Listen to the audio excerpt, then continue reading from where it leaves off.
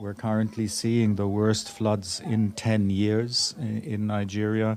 Some 500 people at minimum have lost their life, and as a result of the floods, and 1.4 million people are displaced.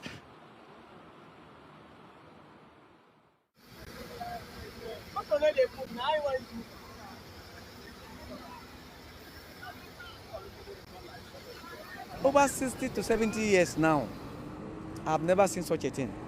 So maybe it may have something to do with climate change.